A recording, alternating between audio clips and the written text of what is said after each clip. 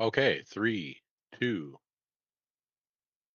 Welcome to the iRacers Lounge. I am your host, Mike Ellis. iRacers Lounge is a podcast for the iRacer where we talk all things iRacing in a casual setting. Joining me are the usual characters, Greg Hectus. I haven't been very usual recently, but thank you for calling me usual. Welcome back. And winner, winner, chicken dinner, Brad Wren. He wins. Yeah, that's right. Back in victory lane finally. Well deserved. And David Hall. I'm sitting here scratching my head trying to decide if we've ever considered Greg usual. On today's show, Cube Control's new wheel is revealed. More ways to waste Mike's money? Are you using the new control profiles? Sim racing tips for the older racers. Sim Gaming Expo news galore. Do sim racers really need a carbon fiber seat?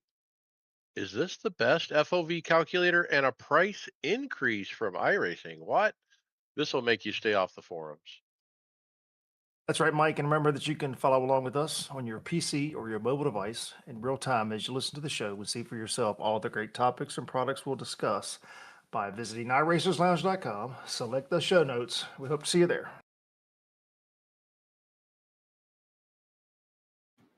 The first item I discovered the other night when I was trying to find a practice with the team we're running for Spa with. And the search bar is broken. If you go into the hosted search bar and type in anything, for me anyway, it simply wouldn't filter anything down.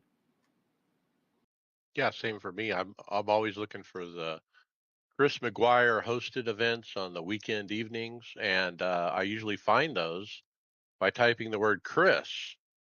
So I type in Chris, I hit enter, nothing changes. And look, it's hard to go through every single hosted session and look for the name that you're looking for. It takes forever. I mean, how can it something so simple like this be broke?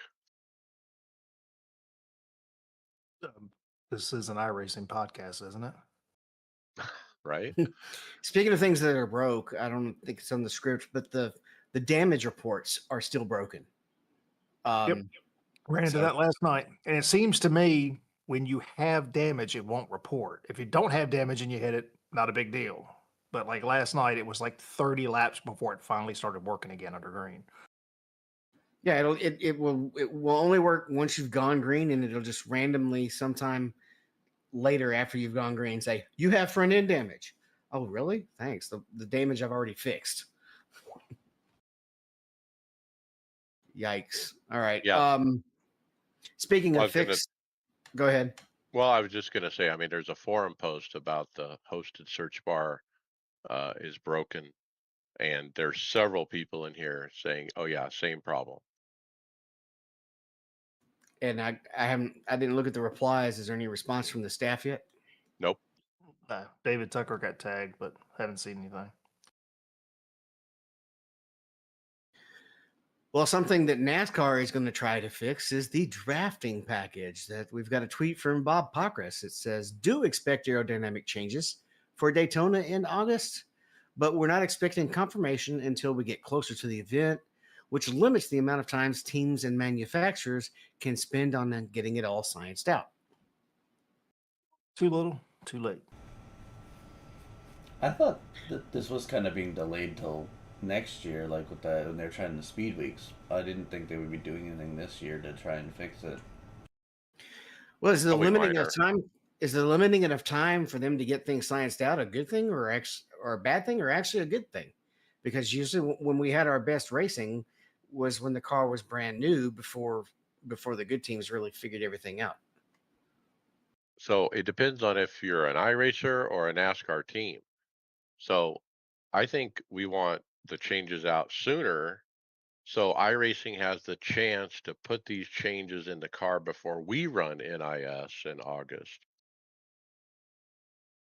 Yeah, but the teams don't necessarily always want what's good for the racing, right? No, teams and drivers are very greedy and selfish. They want what works best for them. Do we think it's actually gonna do anything to the iRacing as well? Like iRacing doesn't Hasn't had a really good track with this car in drafting. Look, I think Actually, they're pretty Actually, spot on. it is. You Exactly can't, like the real thing. you can't go anywhere. I was going to say, look, if they drop this information or what's changing, like let's say 1 week out, 7 days out from the real race, iRacing doesn't have time to get it to us. And so that's just my selfish concern because I want to run what the changes are. Well, what much can they could do? What are they going to do to the car that's going to make a drastic change? They've tried. It feels like they've exhausted a lot of the things, and if they're not at a track testing it right now, where the teams kind of know where they're going in direction wise, is it just NASCAR coming up with something that they had tried in the past? I don't know. Throw a 3-inch wicker bill on there and let's do it again. Just take the spoiler off completely, or let them pick their own angle. Even make it adjustable in race. Do it like a wing sprint car. I feel like you'd have to save the teams from themselves at that point. That's NASCAR's excuse continually. That's what they do. That's why they built this car, is to save the teams from themselves. So if I'm an engineer at a team and I'm tasked with figuring out what's going to change for Daytona, am I running AI models and have an AI try to guess so I can put it in the sim and try stuff before we actually know, just so we can be one step ahead? I mean, I would think the manufacturers, once they understand what it is or whatever they're planning to do, I imagine they're going to try to model it in the sim. That's what they would end up doing in the OEM sims. Well, if it's something that they have to change on the car, it's not going to be something that they're going to have it on the car before it gets put in the truck, so they'll know 10 They'll days, know at least a week out. 10 Yeah, days, 15 days ahead of it, or unless it's something NASCAR is bringing to the track to add on to all the cars as like a bolt on. Well, you see, in August. I know that. I'm trying to see when. Isn't it the cutoff race before the chase? One of the 4 weekends in August.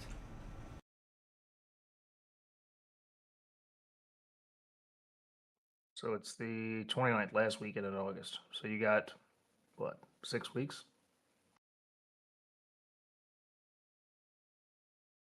A lot can change in 6 weeks. All right. The next topic has to go to the old guy in the room. Everybody raise your hand. Say what? Not me. Oh, yeah. I found a neat YouTube channel, guys, called Steel River Sims. And it's an old guy. He looks older than me. I'll just say that. But anyway, Steel River Sims talks about the 5 sim racing tips for the old timers. And I definitely fit into this category because I agree with him on some of these items. Number one, optimize your rig ergonomics. We talk about this all the time. You get knee pain, foot pain, wrist pain, hand pain, if you don't have everything in the right position. So that's important. And he also said, hey, they say your arm has to be like, 45-degree angle and all this. He's like, just do what's comfortable. Don't get caught up in the whole, you have to do it a certain way. Do it what feels comfortable. Number two, manage your force feedback strength. Uh, don't get that urge to crank up the wheel to the maximum strength for immersion. And I agree with him on road racing. On road racing, I like a pretty light wheel. I'm running pretty light, but yesterday at the Oval at Atlanta, man, I got that thing running almost 100% on my force feedback, and the reason is it stops me from oversteering the wheel when it's strong like that. So I do disagree with him about that as far as ovals go. And then next I was do the same adjust. thing. Let me interrupt before you go to the next one. I do the same thing and discovered a long time ago on the road racing. I have it just high enough, even on the road racing, so that I won't oversteer.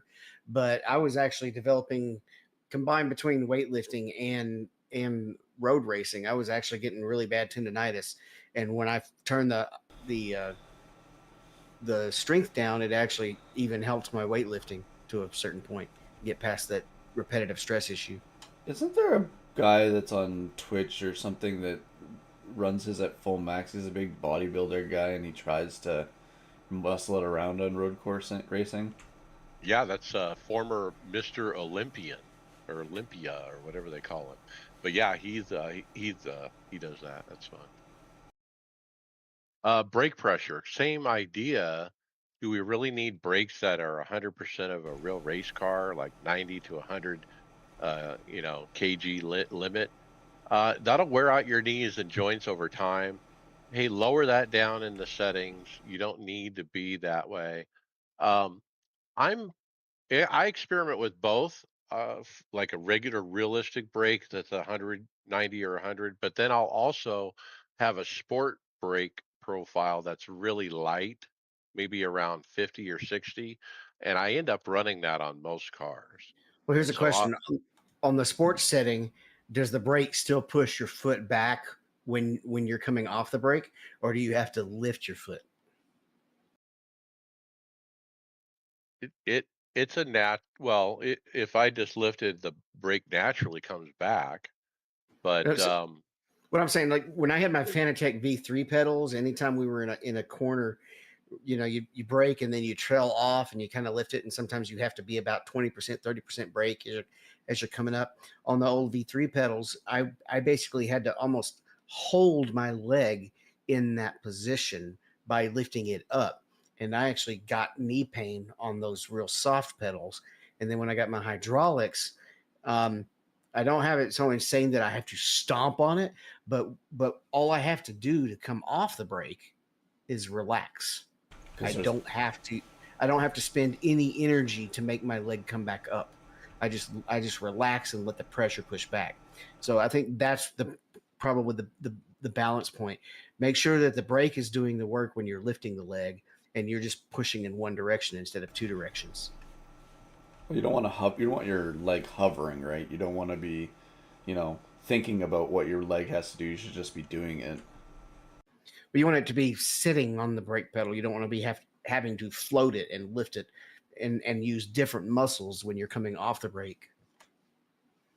so I want to digress a second. My active pedal, if I push really hard on it and get to like that 85% or what they call brake threshold, it will actually push back at me. You feel it in your foot. It's like a almost a stop or a bump or something. And it kind of gently pushes against you and you're like, oh, that's the limit. Okay. Well, that's technically the pad squeezing the rotor, and they only go so far, so there has to be a pressure going back through the pedal. And then after that, it's lockup time. I love it. I mean, if you're in a heavy braking corner, you just stomp on that thing until it squawks back at you. Is what I call it, squawking back at me. Um, Now, number four, that shouldn't apply to just old folks. That would fix iRacing No, no, if if you, people would pay attention to number four. no, if you're young, David, you just go balls to the wall, right? Don't you? That's why NIS and stuff is the way it is, isn't it? so number four is focus on consistency over one lap pace. That's pretty obvious. And number five, take regular breaks and rest. Don't grind for hours on end without stopping. Uh, and look, I do this a lot. I race short races. I don't really like long races typically. Most of my races are 20, 30 minutes. But I guess what? I don't do two in a row. I get up out of the seat every time when the race is over and walk away for at least 20 minutes before I'll race again. So I want to go back to the ergonomics. Ergonomics are very important. I don't agree with them. Just get comfortable. You need to find the proper seating position. If you've got your arms positioned in the correct way, it is less stressful on your body. If your legs are in the right position and your pedals and all that stuff, the whole reason that we do ergonomics is to reduce the stress on the body. It's important. I don't agree at all with, don't worry about getting, a 90-degree angle in between your elbow and your forearm. No, that's important because that's how your body is when you're holding the wheel, you're in a relaxed state. You're not having to force things. When you got your hands out here like this and the wheel is 3 feet away from you, that's nothing but extra pressure and wasted energy you're using to have to hold your arms out. So, take the time to get your ergonomics straight and correct with your setup. So what you're really saying is get comfortable correctly. Yeah, yeah. If you get the correct setup, you'll find that it's comfortable. Now, on your guys' rigs, is there anything that is like not something on a typical rig that you find that helps you guys um, feel more comfortable? I think the biggest difference maker for me was having the bucket seat because you don't have all your pressure going right on your tailbone. I think that made the biggest difference when I got the rig. Yeah, when you got support under your thighs, that's a huge difference. Especially long, when you're doing an endurance race, you're doing double or triple stints. That support that's under your thighs to me is tremendous. That gets rid of a lot of the knee pain and the leg pains that I had. So So, my answer is yes, the seat is key. But for me, what I have that most others don't is the belts, the seat belts.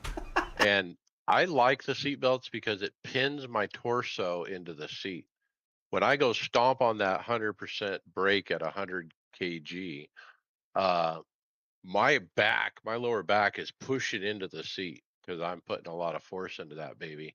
And if I wasn't bolted down with the dang seatbelt, I'd be arcing my back, lifting my butt, twist, and then as I turn the wheel, I'd be twisting left and right. I flop around like a fish. I've seen myself on video. So I really enjoy I think the seatbelts definitely help ergonomics for me.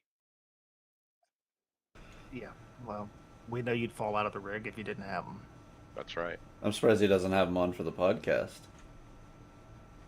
Now I have sat down for the podcast and went to put on the belts just out of habit, I guess. See, I think the thing that for me when I got, I agree with Dave with the bucket seat and everything like that, but I added a lumbar pad on my seat that's really changed how comfortable sitting in my seat has been. Mine came with one.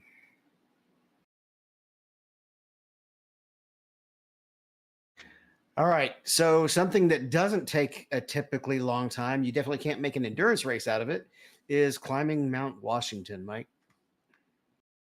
Yeah, I saw this story and look, I last week I begged iRacing, we got to scan Pikes Peak. I got the bug for doing hill climbs now. And so I actually did a bunch of Mount Washington hill climbs this week in the Audi GTO 90 on the time attack.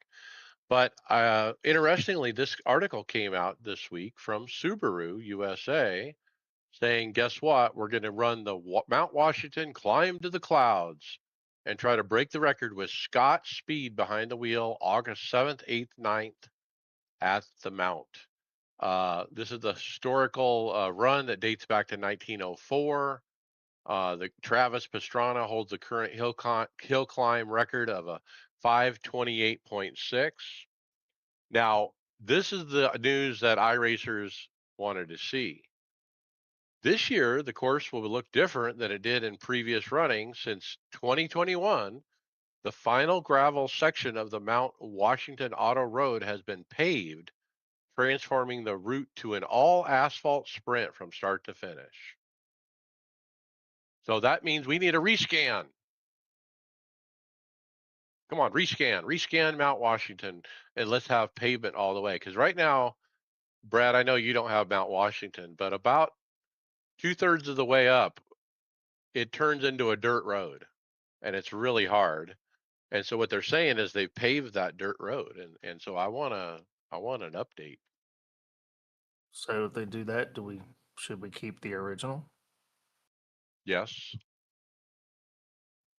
Okay, I just hope to gosh it never becomes free content. legacy, It's right? anything taken away. But my question is how is the record the same? You should beat the record if it's more paved than dirt now, should you not? Well, he hasn't tried it since it's been paved, is my understanding. The record was run before it got paved. That's what I'm saying. Like, so if they're gonna try and beat the record, it should beat it because It'll beat it easy, I would think. Yeah. So technically, that record can never be beaten because that track doesn't exist anymore. Well, it does in iRacing. Thank you, iRacing. So I set a time at this in that Audi car. Let me tell you what it is if I can find it.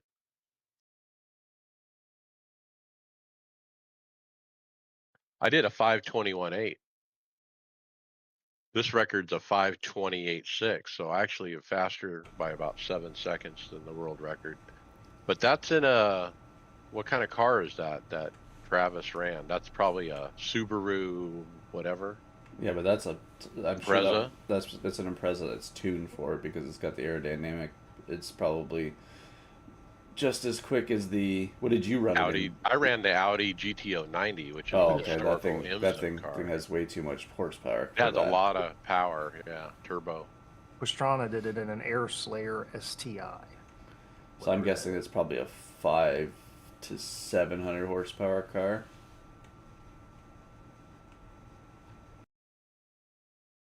Anyway, All right. look, the mountain was awesome this week. I enjoyed myself running up there trying to beat my time over and over. And I would really like to have an updated Mount Washington, and I would like to have a Pikes Peak. Please, please, iRacing. Maybe that's Give us what he. some of that value for that price increase. Oh my God! You said it before I was gonna say it.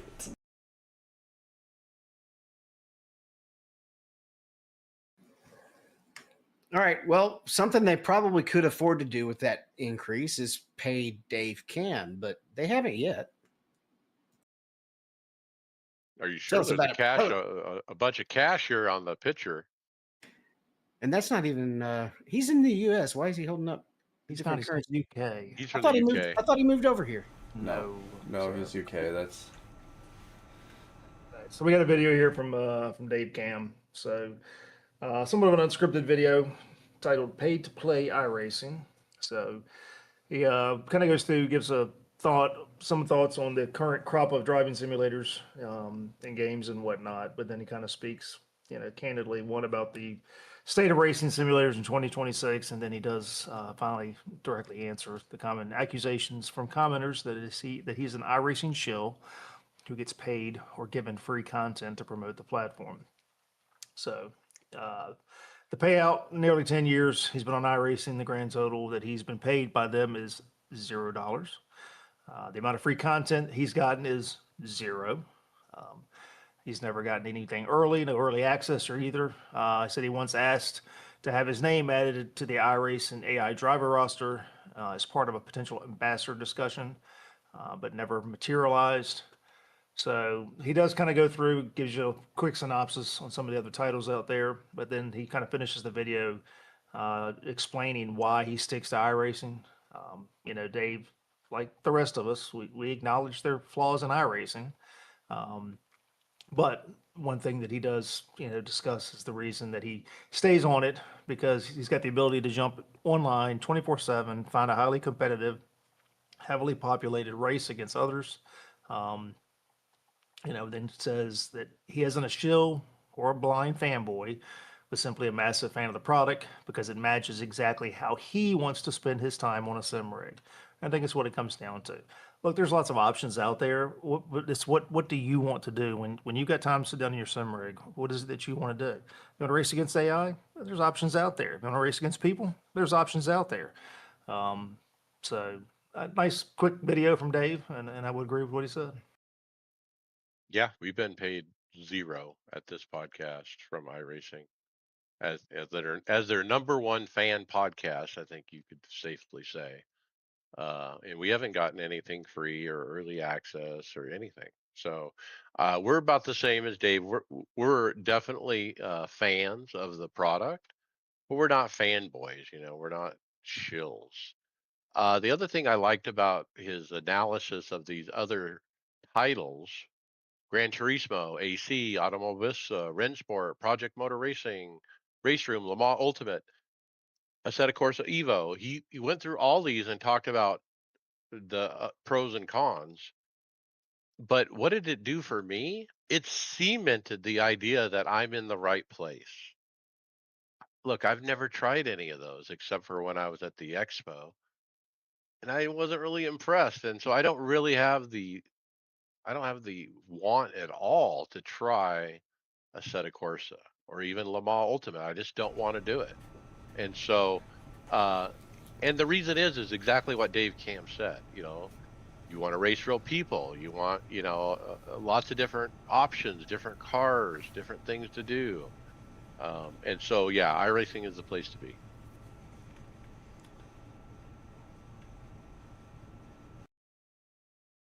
All right, this next guy is not a fan of Steam.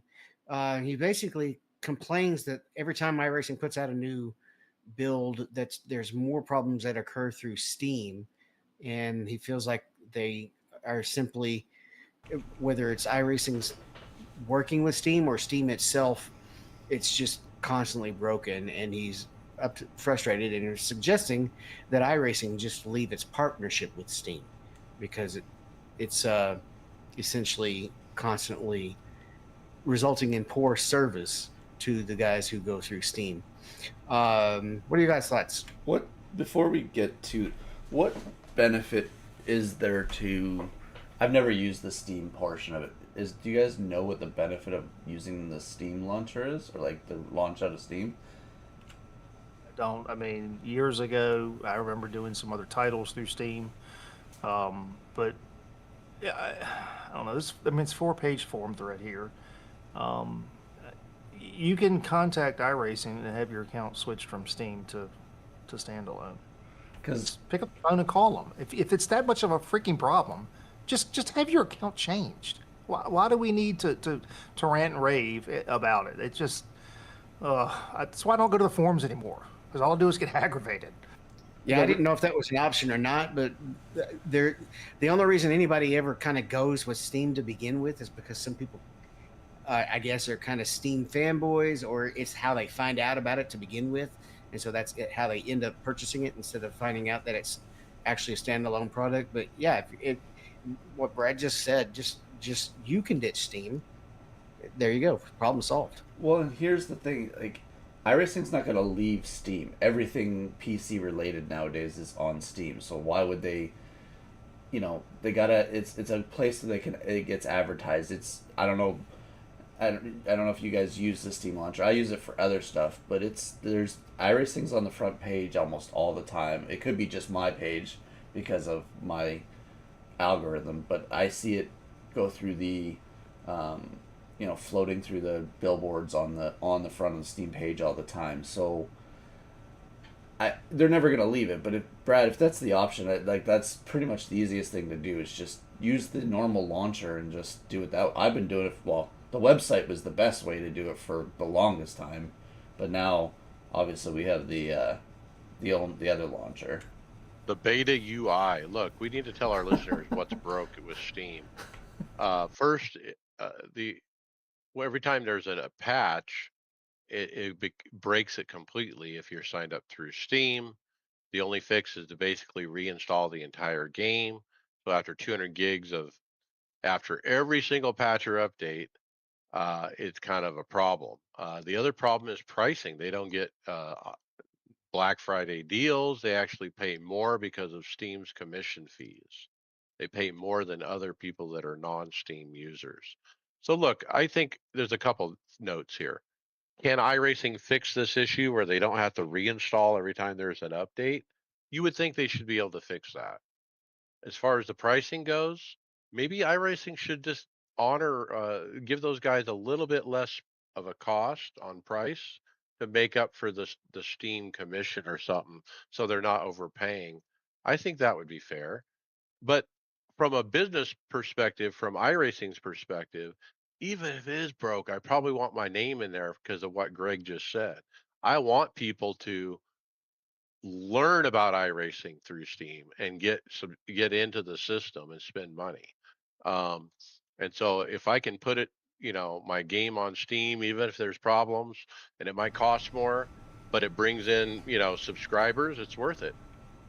Also, Well, go sorry, ahead. Brad, go ahead. I'm flipping through the forums here, and I mean, there's guys on here that said have never had an issue with it. Another one says it's really something that Steam needs to fix. It only fails because Steam can't update files that are in use, and the iRacing service makes things like itself in use. There's discussion here that somehow it's cheaper in certain areas to buy it to go through Steam. It's just Steam has a fee though. That's like they get their money in the background there somehow. it's just like some people, I swear, just they look for any reason to complain about anything.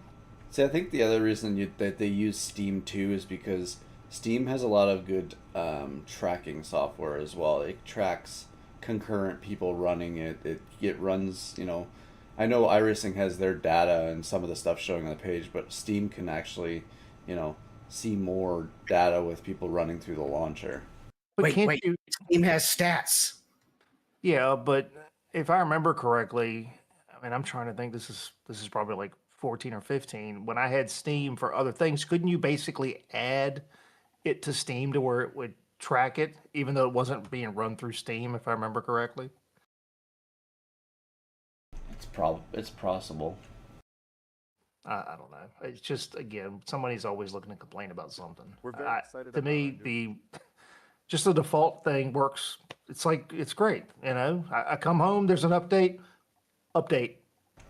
walk away, come back in 10, 15 minutes. I think We're good to go. I think the biggest problem is there's so many launchers out there. You got EA Access, you got Steam, you got Epic, you got Blizzard, you got all these different ones, these companies that have all these things you got installed on your computer. And then, you got that's why I kind of just like you're saying, Brad, it's so easy just having the launcher, the iRacing's launcher just for iRacing. It's not confusing then. All right, well, that dead horse is actually starting to rot. Okay, so let's move on. Control profiles. This is a quick hit from iRacing. It's an ex post, and it's a brief video talking about control profiles. We've talked about it, what you can do.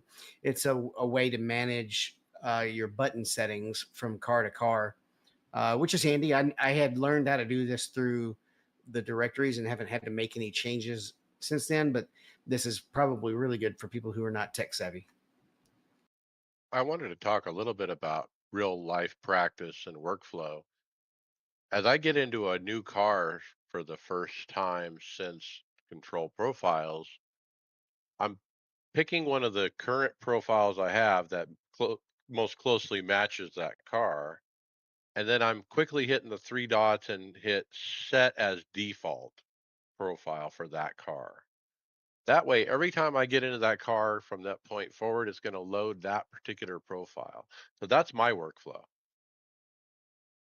That's why it's designed the way it is. I mean, before you would have to go back and reconfigure all your buttons to No, do you that. wouldn't. I, outside of moving config files outside the game is what you had to do. But again, with that, I mean, like I have a profile for my grid wheel. I jump into a new road car. All I do is grab that, set it as default, bam, everything's good. That's the beauty of it. This was needed years ago. Yeah, it is nice to be able to do it in the service, but it wasn't a nightmare to do it in the folders. Wasn't it? Didn't it used to be back in the day that they didn't have even that option of where it's different for every car? Like, you know how you click that thing and the one check it says assign for this car, these controls, and the one thing. I think that didn't exist early on. That was I don't remember that being on there when I got off the service. I mean, that was new when I came back, I think.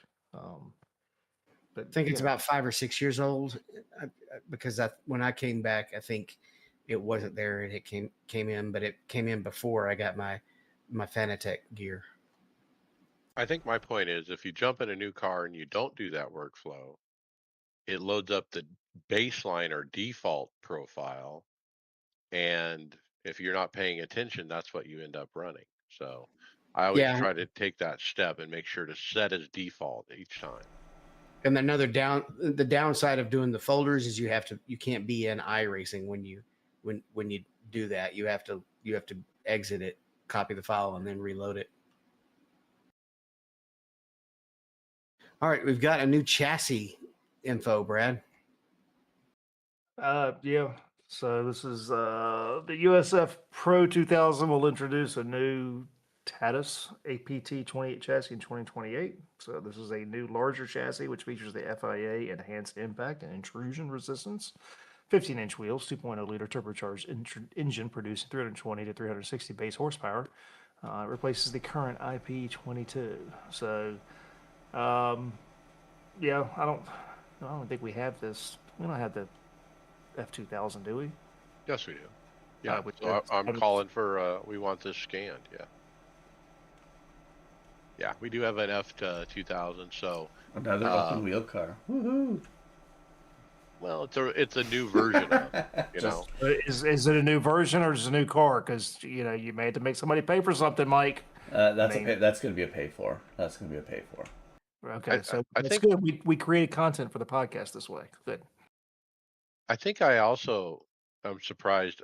I thought it was a Dallara, or maybe the current one is a Dallara, but this one is a Tatus. I've never even heard of Tatus.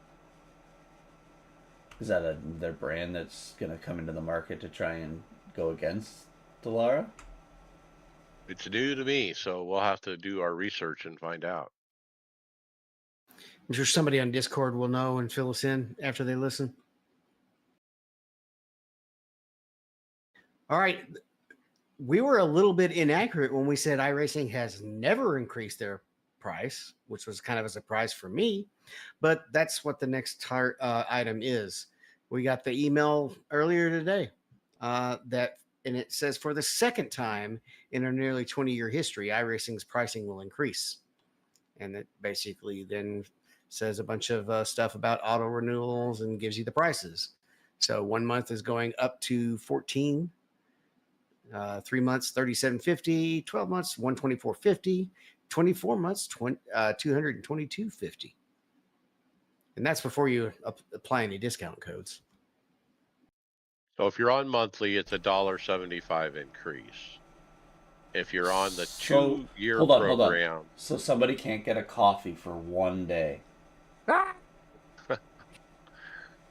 $1.75. Or that That's not even a coffee. hold on. Or that OnlyFans subscription. They might have to cancel it for 1 month. They need to start a buy my coffee account so that they can stay in iRacing. The one that I know we haven't got to it. This article below it, Mike, angers me from what they're trying to get here, point across. So the 24-month pricing, which is what I do, if you're smart, that's what you do.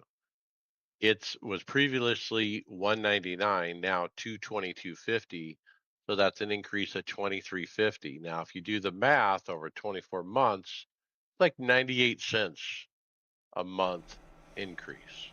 Did you ask Siri? So I didn't actually on that. so for Mike, that basically means he won't be able to afford to buy the Porsche Mission R. I never will be able to afford that. But look, it's not a big increase. Are we surprised? I don't think so. I think it did come out of the blue. I don't think anyone was expecting this, but I don't think anyone is surprised either. I don't care. I'm paid up for like 2 years right now, and guess what? Come November, I'll pay for another year. Well, I don't here's care. the thing. I just don't care. Hold on. What you're saying there, though, Brad, is the perfect thing. If you're worried about iRacing getting more expensive, so when we get to the Black Friday deals and you get the 2-month option and it's cheaper, or 2-year option is cheaper, buy it now in case there's an increase another year from now, and you're covered for at least 2 years. Right. The price increase doesn't affect me for another 2 years. I'm not sweating it. So Greg, what does the next guy say that sets you off? So Matthew Wise in the forums here tries to. This is the same. I hear this all the time when there's. I'm in a market where pricing for tickets for an NHL team always goes up every year, and everyone's surprised that it's more expensive. So he said he's trying to say one of the richest men in the world, Arthur Bank, lowered his price in a stadium to just above cost and made more money through selling more product. His price model has been studied and documented. I get it. It was one person. It's nice to he did that. iRacing still has to survive. If they increase a little bit here, they're not. It's not like they're going like $5 or $10 more. They've increased it by $1 or $2 or 48 cents over 2 years. This isn't a huge thing. It's what angers me is like th- we want this thing to work, but we don't want to pay for it. And nobody wants to pay for anything anymore. And this is a hobby, and it's a pretty nice hobby for what it costs. Like, yeah, some of the hardware is expensive, but and I'm paying for iRacing right now, and I haven't even used it in 2 months. But you know what? I like to know that I have it there when I want to go use it, and that it doesn't just all of a sudden go away. Because right now in the industry, I don't know if anybody's paying attention. A lot of studios are closing down and going away. PlayStation and Xbox and all that they've been losing people left, right, and center to cuts and stuff like that. Like, you never know if this might not even be here the next day. Well, the whole premise is just flawed. The title of the forum post, raising subscription to improve P&L is maybe not the best move for the customers present and future. iRacing is a business, and as a business, they're they need to make money. That's what businesses do. What your P&L shows is whether or not you're profitable or not.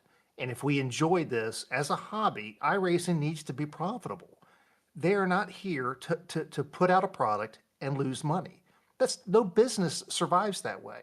It's not the way that it works. It probably, and I can tell you right now, probably the first, I'd say probably 8 to 10 years, they probably didn't make a whole lot of money. That's the way most businesses operate in that function. They probably didn't make a whole lot of money. It's just, again, I, you it, got to look at John Henry. Okay, look, iRacing wouldn't exist without Mr. John Henry funding all those years, Brad, you just mentioned where they didn't make money. Guess how they survived? John investors. Henry. That's Uh, that's the way it works. And look, it's not fair to John Henry that he has to prop up iRacing because they're too afraid to increase the price a little bit. No, It's not fair for him to have to fund that anymore. Look, we owe everything to John Henry as far as this hobby goes because without him, there would be no title for us to race. There would be nothing. So it's not fair. I want the business to be profitable, like Brad says, because I don't want John Henry to have to bail it out. Okay. I want them to survive. The fundamental of market economics is something is worth what somebody is willing to pay for. So what this guy is trying, I guess, kind of sort of trying to argue is that that this increase in price is gonna make less people willing to pay for it. But um, he's just wrong, can right? can I make another argument here? I just looked up. I didn't realize who Arthur Blank was. So he's the founder of Home Depot. So obviously he has, you know, great business smarts and has created a huge organization um, outside of the Atlanta Falcons, which they're talking about as his NFL team. Well, using the NFL team isn't an accurate way to um, talk about profits in the stadium. An NFL team right now is sustained by the salary cap or by the money put out by TV already. Anything that goes on in the stadium of an NFL game right now is pure profit for an owner. None of the tickets are paying for those players on the field because all the players on the field are paid for by all the TV money distributed by 32 two ways. It's enough to pay off all the profits before they even get to it. So all the ticket revenue from a stadium is technically just going straight to the owner. Additionally, how much of that stadium did the owner at the time it was built have to pay, or how much of it was paid for by government? Well, that's the thing. A Most, lot of those are all government, right? yeah, yeah. You get a state or city, funds it. But look, it's just that I am big bad companies make money. Okay, that's the thing, and that's what comes off in this forum post. When we start, and we've said before, when you start doing the math, yeah, okay, so iRacing's making millions of dollars. Good, I'm glad. I work for a company that makes millions of dollars as well. And guess what? We employ a lot of people. And because of that, people can go home and they can take care of their families, they can buy the things they need, and they can do the things that they want to do. That's the purpose of a business, you know, and prices go up at times. Like Kevin said, it's the second time. The second time they've had to raise prices. And we've said before, tracks haven't gone up, cars haven't gone up in ages. Ages. So So, two you know price what? increases since 2008. Yeah. If it is such a bear for you to have to pay a little bit more money, then just leave. Just go find something else to do. Oh, You know, it's they're going to have price increases in any hobby that you're going to be part of. It's just inevitable. All right, next up we have Throttle and Threads. This is a place that's installed a 3DOF sim rig, but this goes in line with what we've talked about on what probably most sim type places have to do is, and that's diversify their entertainment because if you do anything like that, you're in the world of entertainment, not just sim racing. Excuse me.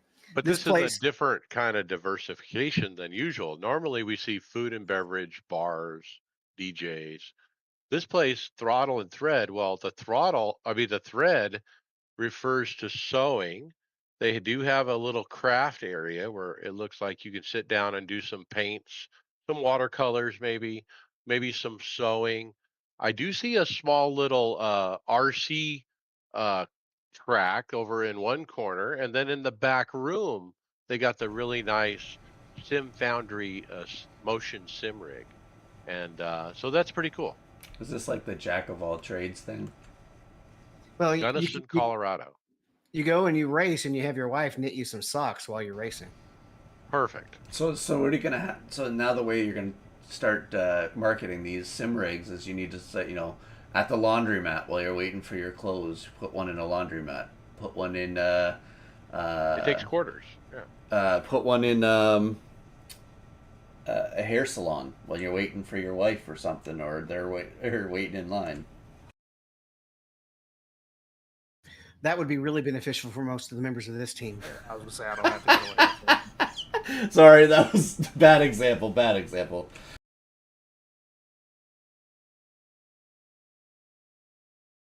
All right. How much longer? One day.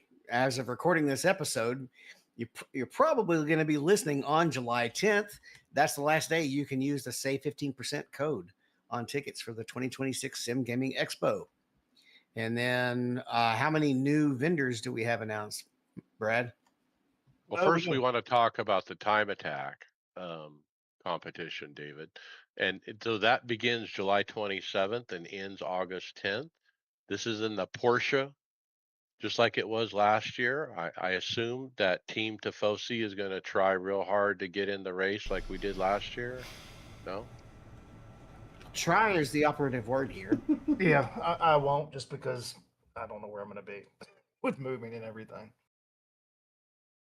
I'm not That's gonna right, because if you commit do right get now. you make the cut, you have to do another event later on, right? Yep. So I think hopefully me and some of the other guys from the team will run it just for fun, just to be part of the challenge. But guys, be ready for the time attack opening July 27th. And what happens is if it'll get narrowed down to another group, and then you have to prove you're going to the expo, and you can actually be in the finale at the expo, racing all the others in the finale race. It's kind of neat. I believe you actually have to prove it to get into the semifinal. Yes, we all had to prove that we were going to run the semifinals. All right, so looking at some new exhibitors, we've got TFDI Design. So they are a passion-driven team of artists, programmers, and developers specializing in developing high-fidelity flight simulation products and an exceptional user experience. So again, as we've said before, remember this is the Sim Gaming Expo, not the Sim Racing Expo. Media partnership announcement: OC Racing will be there. So and they Uh, go ahead. Sorry, Brad. I didn't mean to jump in too early there. I was going to say Oscar from OC Racing also put up a video here about George, or Jorge as we call him, and the huge risk he took personally, financially, in trying to put together the first Sim Gaming Expo, and what an OG guy kind of he is. And so it was kind of neat to see a little history video on how cool George is and how amazing it is that he pulled this off. Yeah, and that's why we were one of the first groups to sign on last year. Again, we talked about it, and talked about it, and talked about it. And if somebody was willing to put their money out there, we said as a group, hey, you know what, we're going to support it, and we're going. So, SimSport Gadget will be there. We talk about SimSport Gadget on the show a lot. They've gotten a lot of my money, a lot of Mike's money as well. So 3D They printing, have. all kinds of solutions for mounting stuff, dashboards and whatnot. So kind of curious to actually get to meet them and to see what they're going to have there. SRP, Sim Racing Pro, pedals. These are the pneumatic pedals that Westbrook and I tried at the Sim Racing Expo. So hopefully you guys will be able to take a spin on those. Spec chassis rig, sim rig founders.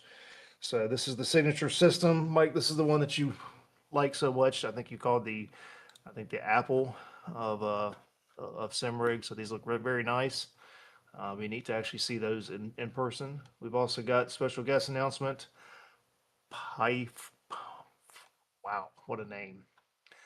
Pipe Like Pie Point. Point, Pie Pipe, Point. Pipe Point Racing. So he's a family sim racing channel built around something we can all get behind, the pure joy of racing together. So again, gonna be another influencer there. So yeah, saw another one drop right before the show, so it'll be on next week. But yeah, I mean, to me, I think we're already getting close to exceeding a lot of the what we had exhibitors last year. A lot of repeats, and I'm trying to think. I don't think there's hardly a single one that isn't a repeat so far. Who's missing? That's big. That what we want there.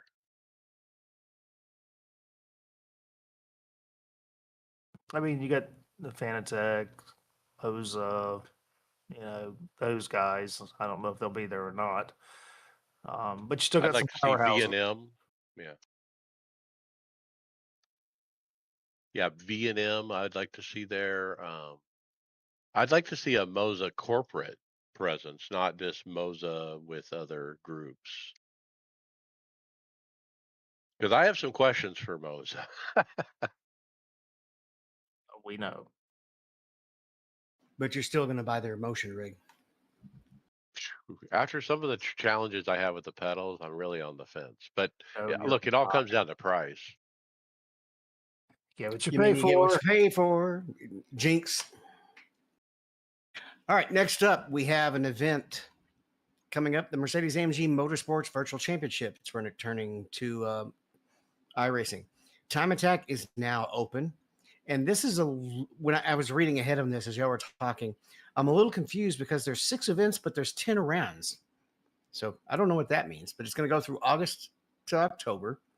The championship winners are eligible for a slate of prizes that includes an AMG Motorsports GT Sport Experience, a Petronas F1 team side track experience, and a motorsports gaming hardware upgrade. The courses are Spa, Outland, Mugello, Road Atlanta, Fuji, and Barcelona, or Barcelona, as they actually say in Spain. Yeah. So just for the listeners, the time attack runs through July 19th. So we're coming down towards an end there. You got about 12, I guess, yeah, what, no, 9 days. 9 days from when the podcast drops. So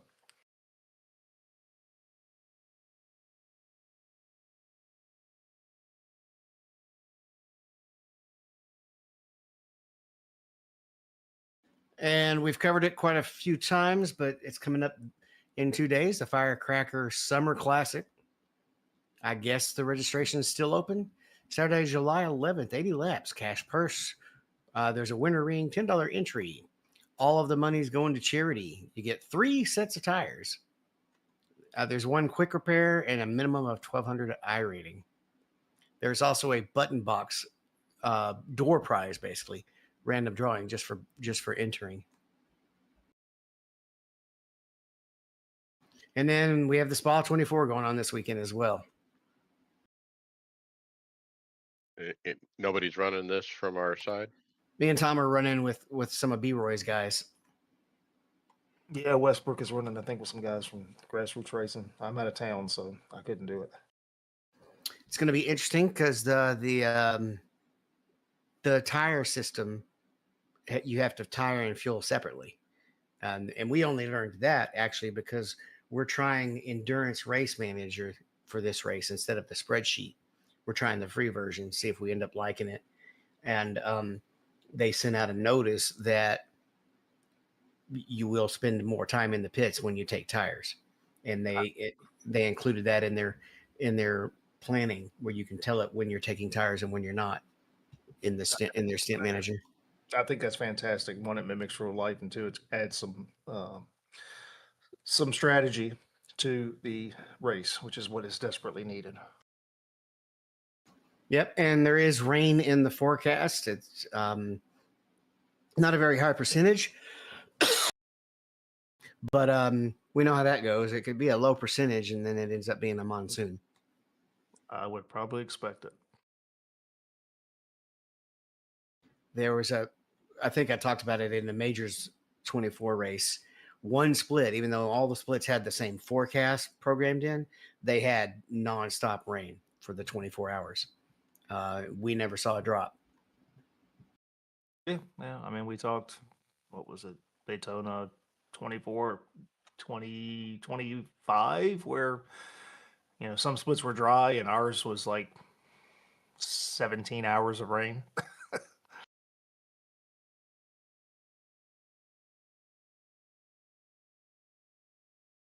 What else we got going on, Brad? The NASCAR iRacing Series is at Echo Park Speedway this week. The Dirt Super Late Model is at Lucas Oil Dirt Oval. The NASCAR Wheeling Modified is at Slinger Speedway, and the Late Model is at Slinger Speedway as well. So, Grand Prix Tour is back in action at the Nürburgring in Nordschleife. Off this week, IndyCar is off, and the DTM Series is off as well. Does the IndyCar go to the DC race? Is that coming up soon? Ooh, it is. I think into July, isn't it? I wonder if we're going to get a scan of that. They didn't get the Texas one, right? But they got the IndyCar game, which we haven't heard nothing about yet lately. I mean, according to the last downshift, it's making progress. It seems as hush-hush as it was when it was a Monster Games. It's IndyCar. Is there really a huge demand for it? Send the hate mail to Brad at...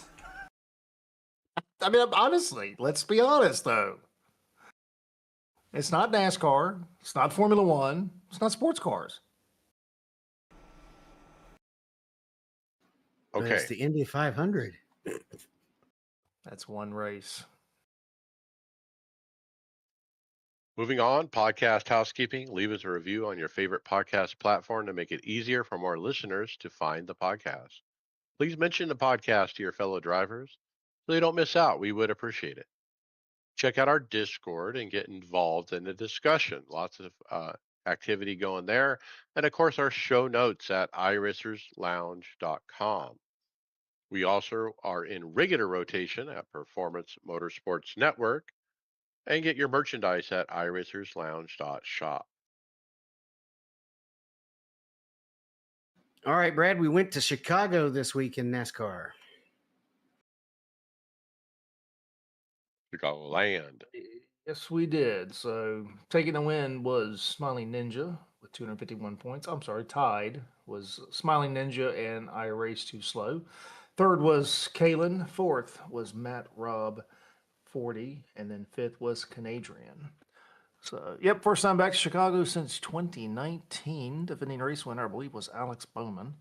I was surprised. The track raced well. Wasn't bad. I hope they go back. Again, this car is much better on the mile and a half than the previous generation car. So I was entertained. We had some drama that came out of it. The Zane Smith, Carson Hocevar, SVG, and Hill, so that's been most of the chatter this week on the podcast. But yeah, sellout. I know there's some weather issues with parking and stuff, and that's it's hard to control the weather as much as people don't seem to believe that. But yeah, I thought it was a good race. Briscoe got the win. Bell was coming there at the end, and I think Denny probably had one of the better cars and got too cocky and probably threw the race away. Every race, if he doesn't win, he throws it away on his podcast. Isn't that how he talks about it on the podcast? Yeah, well, he felt like he had the best car and he could drive back from 9 seconds back. Really? Come on, dude. I Not didn't. gonna I happen. didn't watch any. I have watched 0 laps the last 2 weeks of NASCAR. So Tuesday, we didn't get any penalties for the intentional wrecking that we saw. It's not intentional And if you don't admit to it. well, that's what I was Right. going to say is SVG was careful what he said on the radio. I think Austin Hill was as well. And no penalty. And so is this the lesson learned? And does this lesson directly apply to iRacing? I think it actually does. Stay off the dang radio or you're going to get protested if you say a freaking cuss word. Well, I think it just, for me, it's the consistent inconsistency with NASCAR. What Zane did and what SVG did were so far out of line Dangerous. compared to what Ryan Priest did by taking the air off of Ty Gibbs' spoiler. I mean, I don't even know if he actually touched it, but he said the bad words of "when I get back to him, you wait." That's the bad part. So it's just it's just typical NASCAR, unfortunately. Just when they start to make progress and they seem to be doing things right, boy, they're good at just stepping on themselves.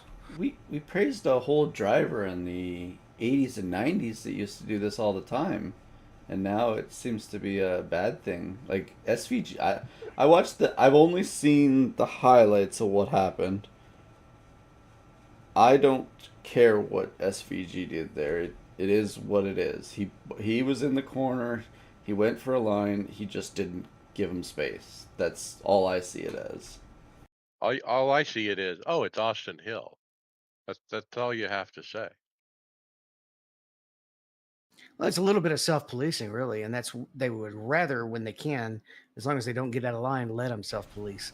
But I agree that the consistency is an issue. Ryan Priest shouldn't have been penalized, especially if they let Kyle Busch get away with his strike, which was blatantly, unquestionably obvious that he just turned right and hit the guy as they were going down a straightaway.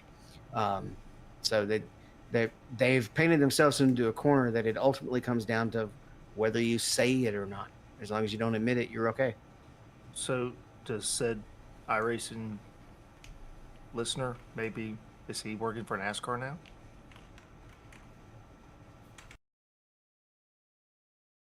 It's possible, but they'll park you in iRacing if you pull over in P. So I don't know if the same thing applies. No, they Well, won't. Not consistently, they will not, because we filed that protest and they are just as inconsistent as NASCAR.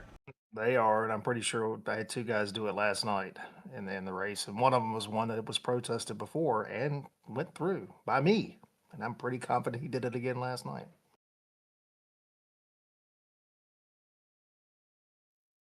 All right, and then we're going where Atlanta.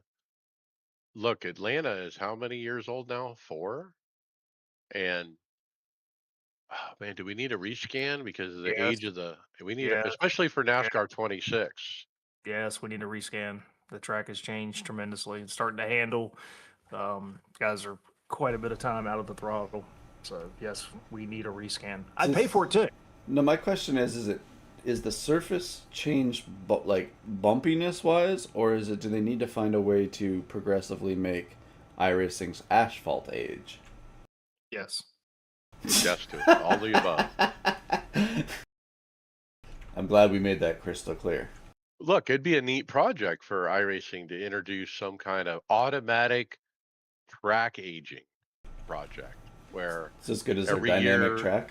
grip gives up or something, a X amount of percent. It'll be as good as the dynamic track was. All I Well, gotta So say is don't pick Connor until his luck turns around.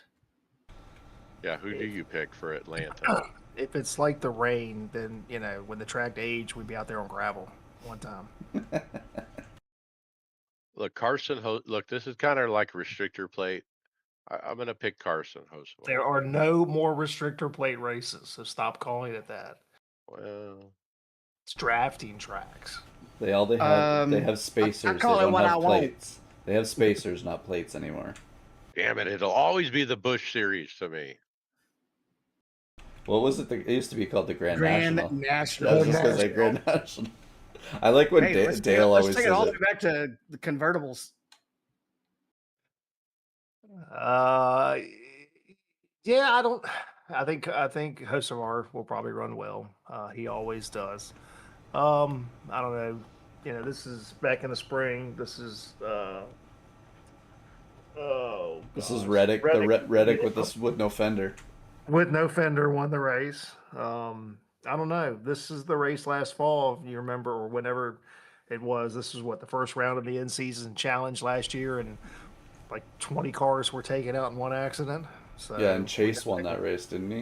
It was yeah, like on tire wear. yeah, we know that can happen. So somebody's gonna get mad, and it'll be enjoyable to watch, I'm sure. So I'd probably put my money on Hosvar if I was a betting guy. I liked one of the.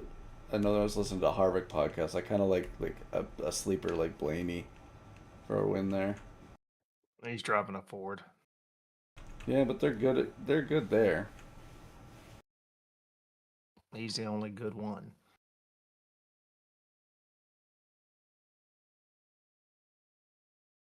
All right. So as we leave Chicagoland, in first place we got Connor Truman with 4,111 points. Tied for second is Canadian and Redneck Racer 80. Fourth is Cletus 45, and fifth is Res Dog.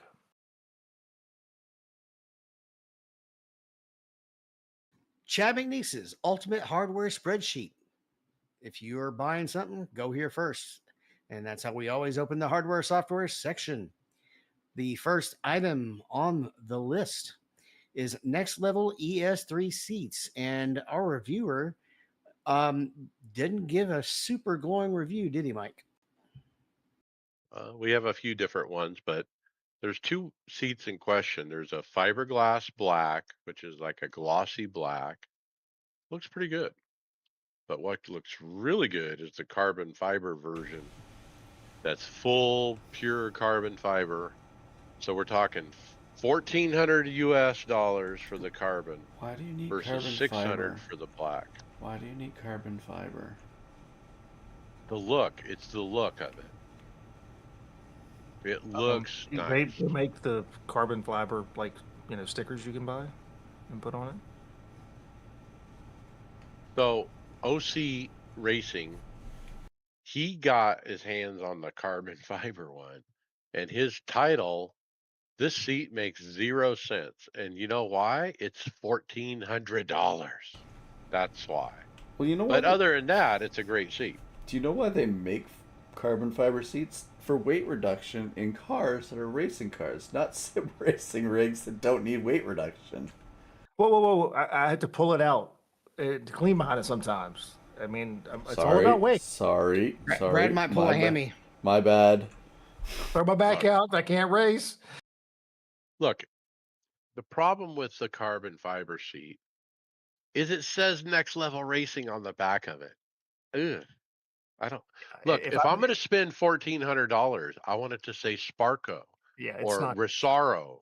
exactly. It's not going to say next level racing. But if it said those, Mike, it'd be $2,100, not $1,400. Oh, okay. Now, if Moza made one, Oh, it would shake while he's not in it. So Orange. other people did reviews. We have Inside Sim Racing did a review, and they had the glossy black one for 600 the fiberglass. fiberglass, right? And so look, it's stiff. It's zero flex rigidity. All the reviews said that there was no flex. I mean, comfort. Well, that's another thing. It sounded like if you're a bigger person, you're not going to fit in this. He said, I think he said waist size 36 or higher. You're That not fitting in this. yeah. So this I'm out on this one. But yeah, look, still, if I'm spending $600 for a seat, I'm not buying it from Next Level Racing. I'm just not. I'm gonna buy a reputable seat, not Next Level Racing. I wouldn't buy a rig from Next Level Racing. Next Level does the haptic ones too, don't they? Yes. And they have a cool seat, I think, too. So, yeah, I think I think Mike's definitely becoming a Next Level fanboy. Mike needs Look, I a like the Moza look cool of it, suit. but look, the comfort problems are a problem for me. I mean, look, I have this plush velvet kind of blue velvet NRG seat, and it's just comfort, comfort, comfort, and it's And, so rigid. and you didn't pay $600 I for paid it. 350, There you go. So you and could have gotten. it's perfect. So you could have gotten 3 of those seats for the price of that one carbon fiber. Look, the guy who wants the carbon fiber seat is the guy who has no problem writing Podium Racing $100,000 check for a motion rig. Well, yeah, but you're getting a Recaro seat with that, not a Next Level Racing. So, good point. You could save a few hundred and pick the next level, but like I said, I don't like the logo on the back. I don't like it says ES3 on the front on the padding. I don't want their branding on it. Give it to me plain at least. That's not how any of this works. All right, Greg, you and the wife want to do a little gaming?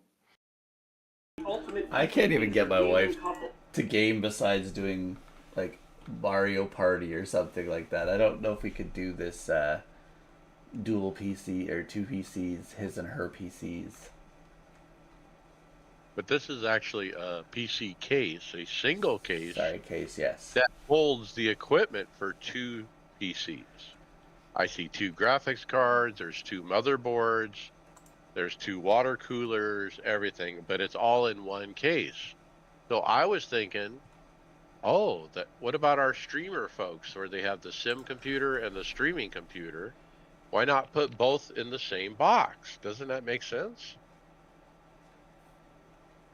Probably be a lot better for trying to get it all to work together with audio. The hardest part with doing a dual PC setup is audio. Yeah, but it's still 2 PCs. Yeah, but you could still run it a little bit easier, I think, with just that one. It would have to Couldn't see you how it's hooked use up. SATA cables or something off the motherboard to hook the 2 motherboards together somehow for that? See, I've seen this in the market with someone's made one of these with PlayStation 5, Xbox, and Switch all put into one with a computer as well. I've seen that done before. I think you're giving up cooling efficiency when you cram more stuff in a volume with less surface area. Well, how tall is that? That tower's pretty tall. But again, when you get larger, the more you increase volume, the ratio of surface area to volume goes down. So the bigger a box is, the less efficient it's going to be as far as surface area goes and cooling. The amount It of looks pretty beefy. It's 4 foot tall. the amount of rotation, like the things that are rotating inside there, is crazy.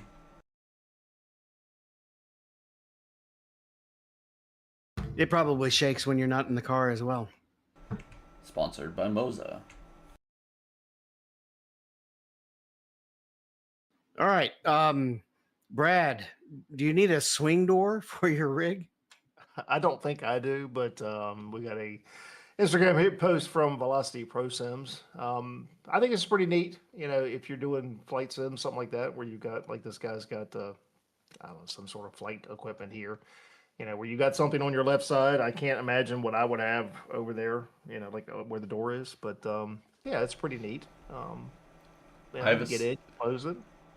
I have a second keyboard tray. It acts like a door. Yeah, that is pretty good for the HOTAS that's over there on the left. I don't think I would like having mine out that far wide, even though that is where it actually is in the cockpit. My solution was to basically install a sliding drawer onto my rig for my sticks that I slide out and set them down on it. But it is pretty cool little feature.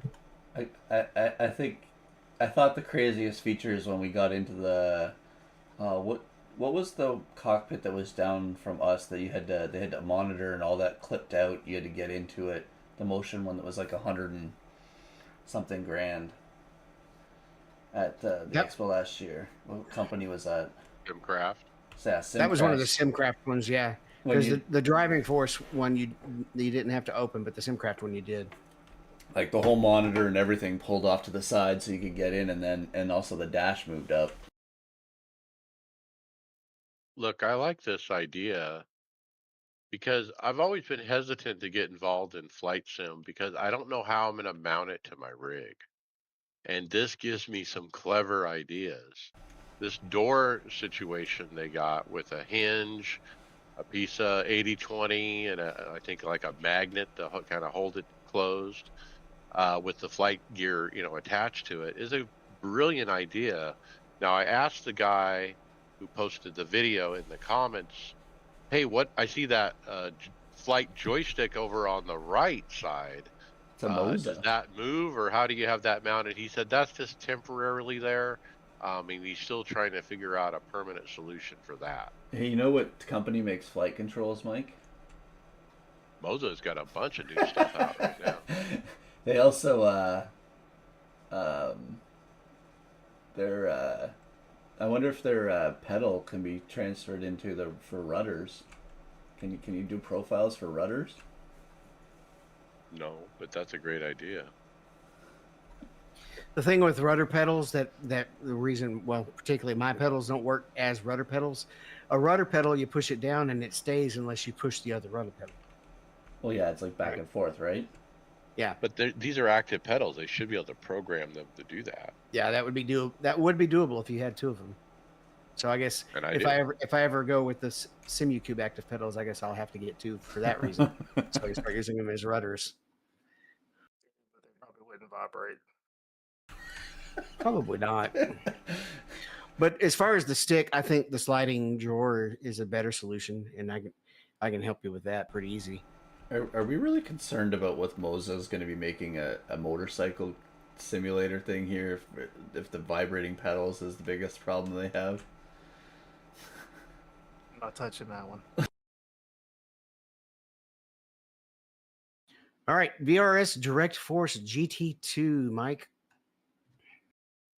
Yeah, this is nice. This is a nice aluminum extrusion rig from VRS. Available only in Europe, darn it, for now. But color choices, I love color. You know that black, white, green, orange, red, turquoise, or blue are available. Uh, yeah, I mean it's kind of like I would say a SimLab type clone, maybe. Uprights are straight up. We don't have angles or anything. Starts at 700 euros. It looks pretty solid. We talked about this a week or two ago.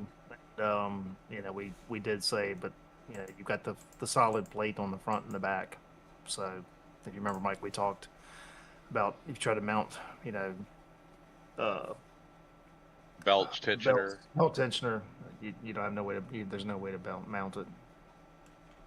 A lot of these manufacturers are doing that with that flat front and back plate. It's not the first time we've you're seen talking that. so it has a it's just there's no place to put the 80. There's no slots. The slots. I guess it comes in 7 colors too. Yeah, I love the color idea. And so, look, this is kind of like advanced sim racing, or maybe they're trying to compete with them a little bit. Does the seat come with it too? I doubt it. It Not says for 700. the seat slider comes with it. I don't see anything about the seat though. It's probably a good option for you. Still kind of on the high end. If it doesn't have if you're not getting the seat slider, and I mean even Yeah, it's still on the high end. Nowhere to put a gear shift. No, that's most of that stuff's going to be extra. That's the you get into all the a la carte stuff to where you can add this, add that, add this. That's Yeah, one reason with the Track Racer TR160 was because it had the arm for for gear shift and all that stuff. and there's also no monitor stands with it or attachments to the rig. No integrated monitor attachments, right? So we've been covering all the promotional materials for Phoenix, and we have a new announcement coming out of Cube Controls. Pre-orders are now open, and also is this the best look we've got at the wheel as well? This is what it looks like, and I like the back where the back has buttons at the top are kind of neat. Maybe yeah, for a I've got push to the talk or something. yeah, I've got those on my grid. They're handy. Yeah, it is handy to have that extra spot there. The Fanatec that I have has that as a lever instead, or a paddle, but it's good because it's got the clutch, the shifting paddle, and that extra button. I do like the buttons on the front face layout as well. And if you read the post, that middle encoder, basically you can change between different profiles and essentially set your encoders to 12 different functions. So you can turn that and then switch to the other things, which might be handy in either on long straights or for different controls that you can do under caution. I don't know if I'll be jumping back between different menus when I'm in race conditions. Well, my question is, obviously it's just a position rotary, but there's nothing saying which profile you're in or something like that on a screen or anything. Actually, the LEDs. Does it? The LED does it? Okay. It'll show you through the LEDs. I think is so that you know what profile you're in, which wouldn't matter to me being in VR. But what it would actually do is it would literally just change what button the the wheel is sending to iRacing.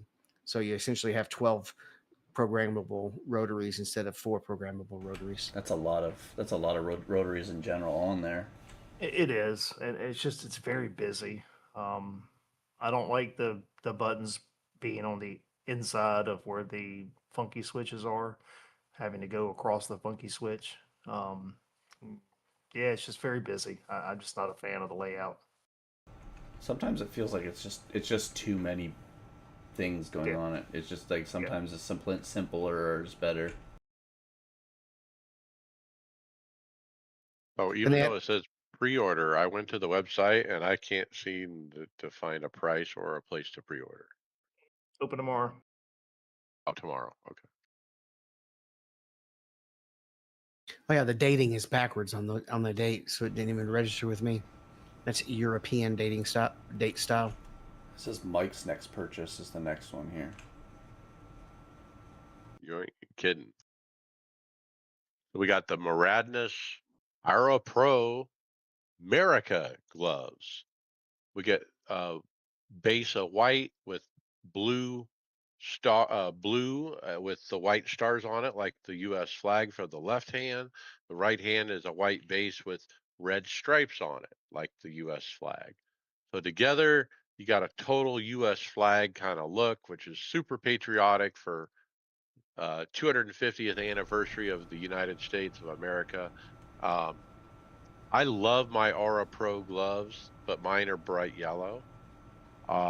If these were available when I bought my gloves, I absolutely would have picked this color instead.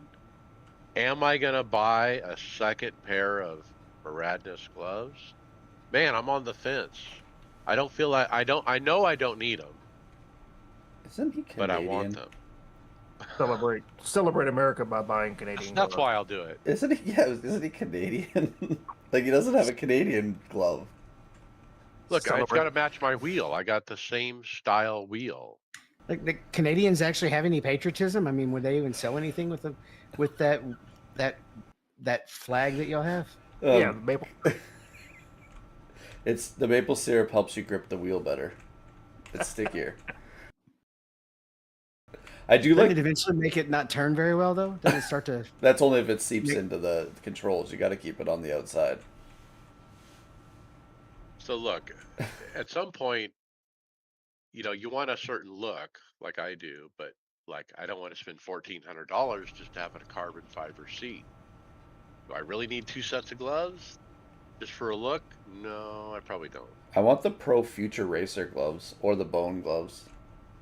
I've got the bones. So yeah, I mean I have two sets. I have one I use for my oval rim, and I have one I use for road coursing. I mean my road rim. So it's Did you get I'm the fine with carbon fiber ones to be lighter? that, but stiffer. I'm getting by just fine with these. Just weightlifting gloves. All right. Sometimes you see a promotional sentence and it just doesn't come out like it should. So this one I have to make fun of it a little bit. You can now get your own set of sim racing pedals. Wait, I haven't been able to do that for the last 20 years. Our sim racing pedals. So No, it literally says you can now get your own set of sim racing pedals. There's not the word hour in the post. I'm looking I, right. I see it. I see hour. Oh my gosh. Read it again, PR David. PRL. It says it at the bottom, but the sentence by itself, you can now get your own set of sim racing pedals. I don't even know what you're looking at. It says you The can P- now get your own set of our sim racing pedals. Yes, Greg is correct. Man, I am so dyslexic. I literally couldn't see it. I really literally could not see that word. You wanted It to. was not You there. wanted it so bad that it wasn't there. So it's the I'm just gonna Coanda cut that whole Esports. section. So Don't it's Oh, you the dare. dare. Coanda Esports purple pedals from purpleracelabs.com. And yeah, designed, built, and supported by professional sim racers from Coanda Esports. So yeah, I kind of need to look at some reviews, I think, next on these purple pedals. We've heard about these a few times and we've kind of seen some pictures, but I don't think we've seen any reviews. Isn't Coanda the team that does a lot of professional sim racing? Yep.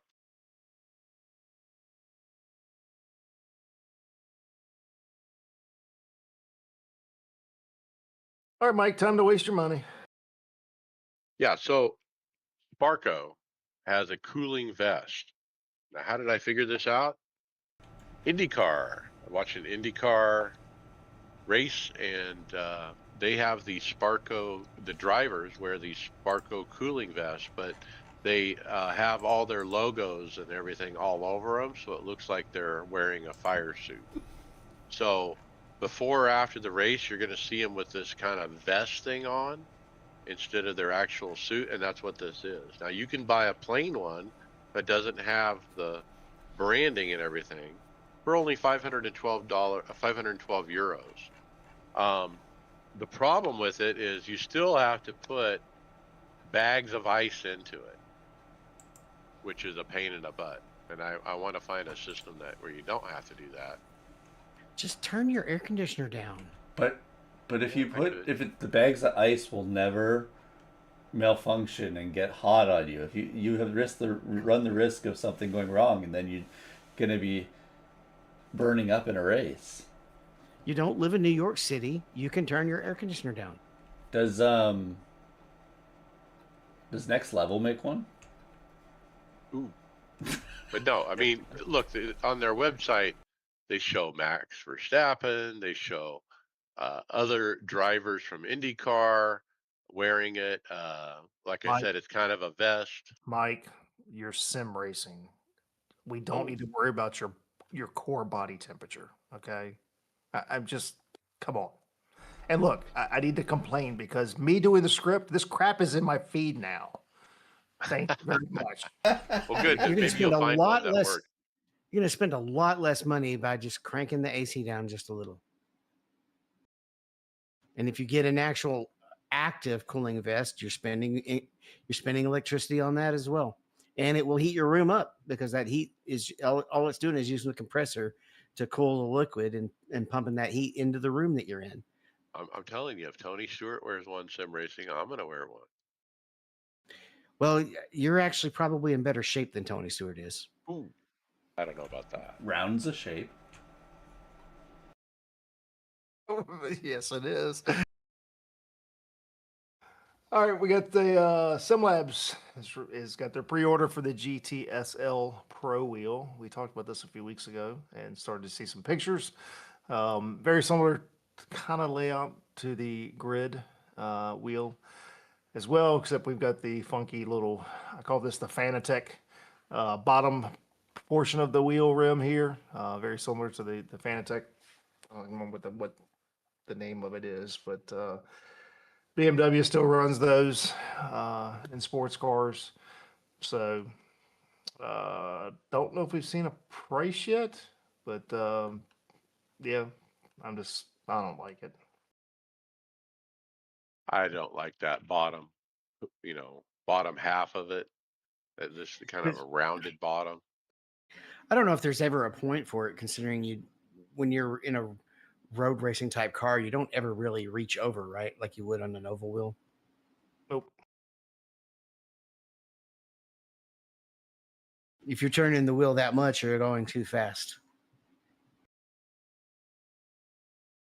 All right. Is this next one a review, a rehash, something we haven't been back to for a while, or is this a new one, Mike? We got an FOV calculator. So I'm a little confused because, if I'm not mistaken, Dan Suzuki has come up with 3 different FOV calculators recently, and this is maybe Well, the second one. he's launched dansuzuki.com, and when you go to the website, it's still kind of in creation or beta, as they say. But he's got a lot of stuff on here, but he's got an actual, I think, a very easy to use FOV calculator. One of the more simplest ones. I mean, plug it in a few things. He's done even, it's been updated even more since the last time I looked at it. But yeah, look, the whole thing with with FOV is about getting your angles and getting your distance right. And the proper way to do this is to measure your screens, know what your distance is from your eyes to your center screen, and then you want to adjust your angle so that the same distance from your eyes to your center screen is the same distance to your eyes to the screen on the right and the screen on the left. That's how you set up triples so that your FOV is good and consistent. So yeah, there's lots of these out there. I just thought this one was very easy to use. And the other thing this also does too is you can have this go ahead and auto config for your sim. So once you get it set up, you can switch to iRacing and it'll actually put the text that you need to go in and replace in your INI file to set the right measurements, which is nice.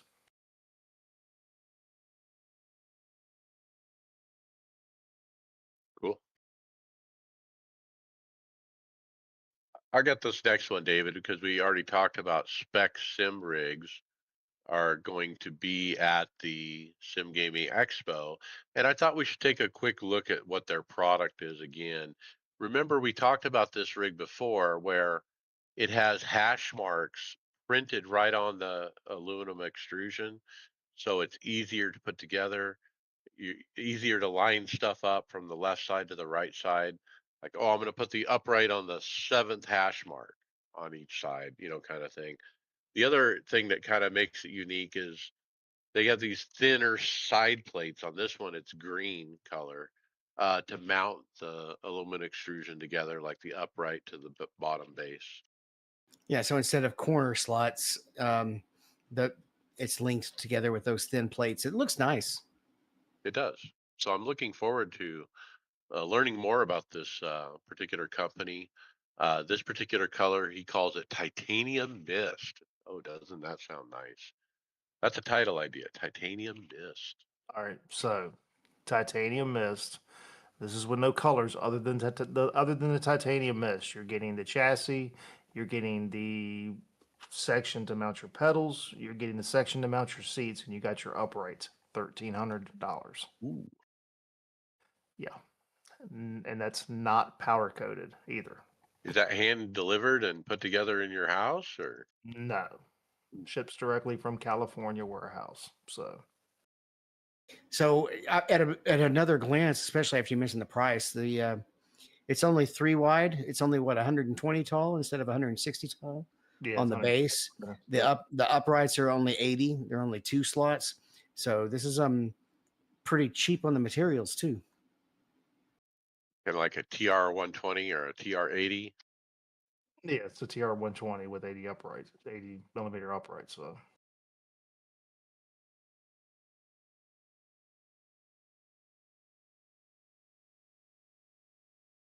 All right, what's this next one all about, Brad?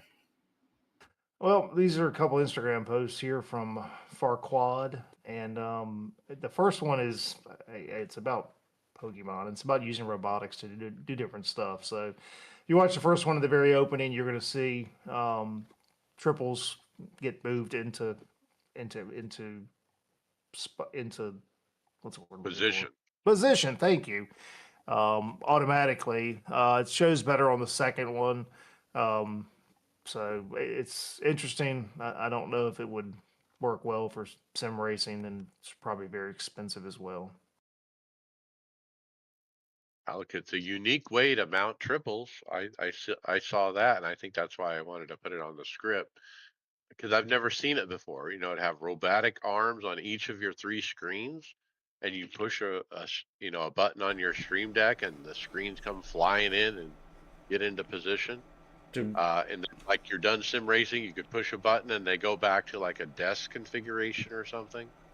do we not just complain about a $1,400 seat, and now you want tens of Or thousands $4,000 robotic arms, yes. like, come 3 of them. on.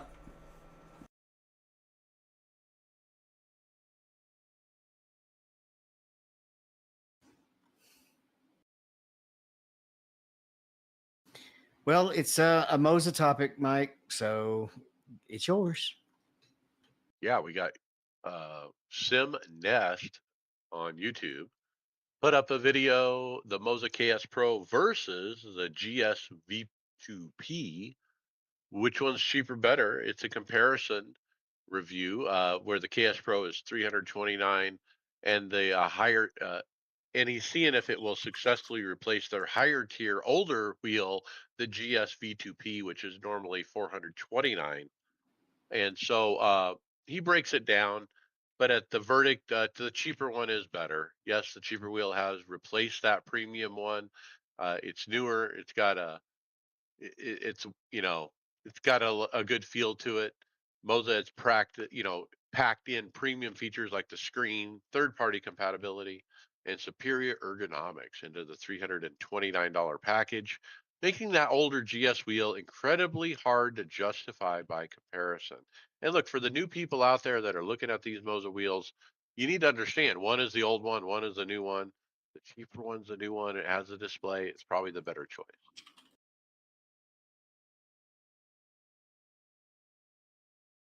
All right, Mike. Last option to waste your money again. Yeah, one more cooling vest. This time it's Venusta's Icy Loop dual cooling vest. Look, only 160. I didn't even look up how much the Sparko was because I know it's probably It 1,200 was maybe. no, it was $500 and some dollars. Oh, You just oh my gosh. okay. So this one only 159.99, and this is more like I'm a cop directing traffic out in the heat, and I want a nice yellow vest, but my yellow vest has nice cooling tubes that circulate liquid, and it's got a little fan built into the left and right that blows air against your body. It looks like it might be effective, actually. Got a little pump and everything to move the liquid, run off battery. I don't know. Well, The only the yellow will match your gloves and it'll match your rims on your next gen car. That's true. If anything, I wouldn't get anything with some high vis part to it though, because I might think it would throw off your stream if you're trying to blur out your background. Wouldn't it? Well, they do have different colors, and one looks like a gray or a white. I don't know. We'll see about the cooling vest. That's still on the table. The issue with this one is all it's doing is your back, and if you're going to try to keep your core down, it needs to be both sides of you. If there's any cooling vest companies out there If you're gonna go to the Simva Expo, you're probably gonna have at least one sale if Mike gets there without buying one. Yeah, I want a show price. A show price. Okay, let's talk results. The NASCAR iRacing Series Friday Open at Chicagoland P21. I had a fast car, went up through the field several times, as high as third at one point. But with 30 to go, I got destroyed when I wrecked on my own getting loose. About 5 minutes damage. I just tried to bring it home from there. Finished P21. David, P2. Yeah, I had avoided the trouble, had good long run speed, but in the last run there was about 70 laps, and so it got split in half. And I just, even though I was catching the leaders when it came close to pitting time, they then got the fresh tires and gained more distance again. And it was about a second and a half behind him when we crossed the line. It was starting to close on him, but just ran out of time. Uh, I was relieved to get the podium at a track that I was really fast at, but this is one that got away, I feel like, because I got wrecked out twice in the previous two races where I felt like I had the winning car. Just call me Denny, I guess. Justin Pearson, P3. Tony Rochette wrecked out, was on the inside of a car coming out of two, and he wiggled, and I got net coated right in the back wall. Stephen Llewellyn wrecked out. Brad, P7. Yeah, started P20, somewhat of a sloppy race. Got caught up in multiple instances. They were none of my making, but was able to come back with a P7. So, none of remember a whole lot from the race, other than just being sloppy. And I think I don't know, 6 or 8X after getting caught up in other people's stuff. So, but that was better than the DNF that I had on Wednesday. That was like, I don't know, 15 laps into the race. So I'll take it. Sunday Open, Chicagoland, Tony Rochette, P3. Fast again, stayed in the top five all race. Turns 1 and 2 were just tighter than they've been all week. We started third on the final green white checker, was second on the white, and pushed a little too hard in two and caught the wall. It's been fun and a fast premier racing set. Tom Dreiling, P26. Moving on to Echo Park Speedway, or Atlanta, as they call it. Wednesday Open, I was wrecked out. I was involved in 3 major incidents. And finally, I didn't walk away from it. I did have one run where I did go from 25th up to 10th, right up the middle between the two lanes. Did that in like 3 laps. It was super fun. Couldn't believe it worked. So I had fun, but I did get involved in all the big wrecks. Tony Rochette, P14. I hate New Lanta. Such shit racing. Whoever designed this repave with the tri-ovals needs to be dragged out back and hung upside down and gutted. Pretty much stayed in the top five most of the race till about 10 to go. Caught a spinning car damaged, fixed, and after a late restart, and per usual, was wrecked by 2 cars not knowing how to drive. Chris Waldron, P20. P20, P23, P24. My last 3 NIS starts after running solid top 5 and 10 all 3 races. It is frustrating and a gut punch, but that is racing sometimes. Got to keep wheeling it, and the bad luck will stop sometime. David, P wrecked. Yeah, it's a little bit of rant time. I'm getting tired. This happened 3 times this week already. Guys will think that it's okay to cut the front stretch tri-oval and then just come flying up the track unsafely and expect you to let them in. Um, and per the sporting code, they will get protested. Though they'll probably just get a slap on the wrist warning. Maybe they'll get. We never know because we don't find out. But maybe it's time to actually fix the sporting code, kind of like the problem with the pit lane thing, which is also stupid. Um, just tell them you can't go down there. Brad says 1X. I don't think that would stop this from happening when there's 10 to go, right? And they have X's to give. In real racing, in any oval series, at a big track, at the plate tracks, you can't go down there because it always results in a wreck. And that's what happened. We're racing in line, we're running clean, I'm running P8, and the guy just decides, oh, I'm tired of waiting, I'm going to cut the track and just come up and door somebody, and boom, everybody's wrecked. And it's just, why let this keep going on? Is there And too much real, grip down there? Is that what Why No, we're going down there? no, we're going down there to cut. I mean, in real life, you can't. It's out of bounds. That's why there's the white, red, white line. It's out of bounds in real life. iRacing needs to do something to make it out of bounds. Whether you, I don't want a time penalty to go down there because there's times when if you get spun down there and as inaccurately as iRacing handles that stuff, I don't want to get penalized for that. But you need to do something to where you make it a penalty, a 2x, a 3x. I don't know. You need to do something to prevent people from going down there. No, it's not going to stop somebody when there's 10 to go, but there needs to be some sort of repercussion or just make it protestable. It's an unsafe rejoin, plain and simple. It's Yeah, not the racing surface. and it is an unsafe rejoin, but we shouldn't have to sit there and hold our ground and get wrecked for it to become protestable. Because if they go down there and you let them in, iRacing will tell you, well, the tough shit. They'll say he didn't do anything wrong. There's no rule against cutting the track. It is out of bounds, and to your point, you sometimes go down there to avoid things. And in iRacing, I mean, in real racing, if you go down there but you don't advance your position, you're okay, right? It's just if you use it to advance your position, that's what leads to these crazy kamikaze moves, and it does need to be dealt with. It's just it's asinine, and it shouldn't be ignored. It should be in the sporting code, plain and simple. Moving on to our big highlight of the week, Brad, P1, winner chicken dinner. Well done. Yeah, so thank you. Started P15. We make way up into the top five pretty early. We were we had a we had a caution right at the start coming around finish lap one, and then it was pretty tame. So thought it was going to kind of go that way the whole time, but until it wasn't. So would end up getting collected in multiple wrecks. Would happen directly in front of me. First one I had missed, I was like, man, I got slowed down. I'm dodging cars, and I'm like, all right, I'm getting out of this. Wham! Somebody hits me from behind.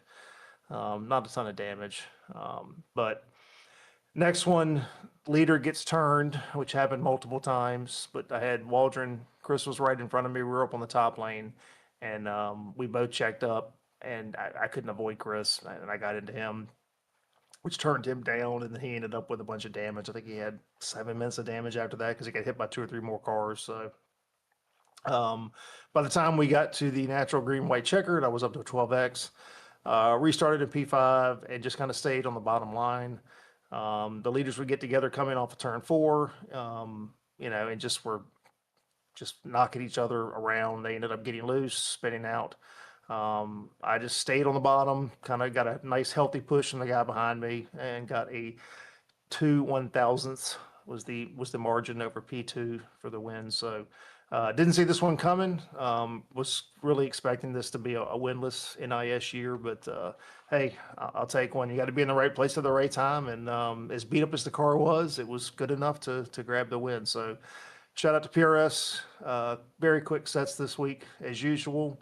Yeah, car ran the super loose, and never had one or two instances where it got just a little bit free off of four, but other than that, the car never really got tight like it has in the past. So kudos to them. Yeah, and well-deserved win. Nice to get that under your belt. Now stack them up. Moving on to Thursday Open, Tony Rochette, a P2, avoided all the wrecks. I stayed up front, even led some laps, but just didn't have any help on the second green white checker and got beat by a girl. Title idea, got beat by a girl. Why did you read that?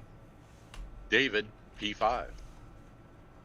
Yeah, this one I got lucky because I was involved in another wreck by somebody cutting under people, and this time he cut under me and then just came up and put me in the door wall. But I managed to only get a minute and 30 seconds of damage on it. Repaired the damage, or no, I didn't repair the damage. I just kept the track position, and unless you're leading, and as long as your wheels are straight, you were okay.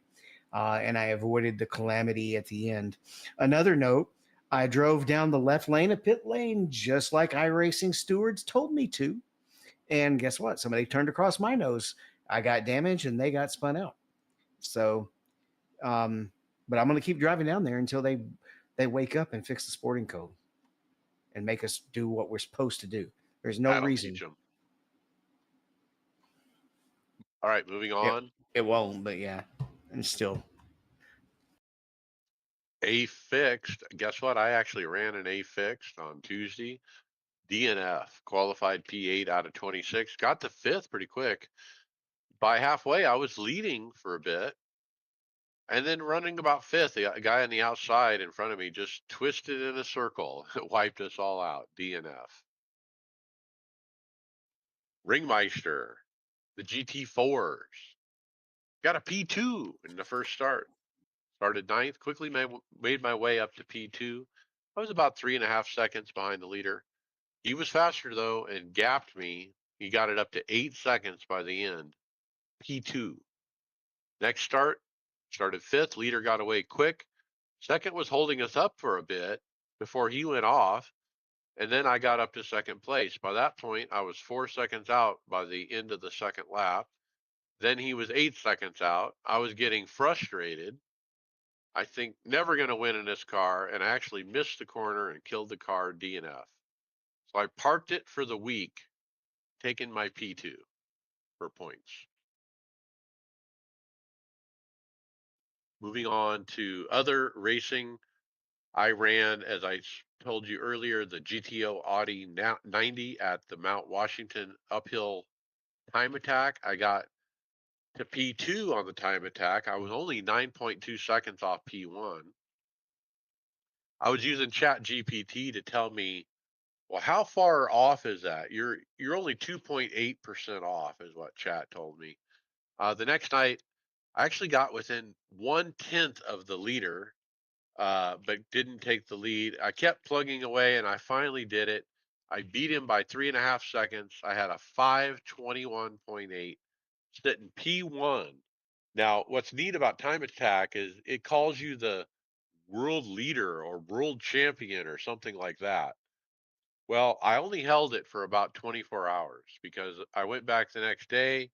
I looked again, and Aaron Smith has taken the first spot with a 5:06.9.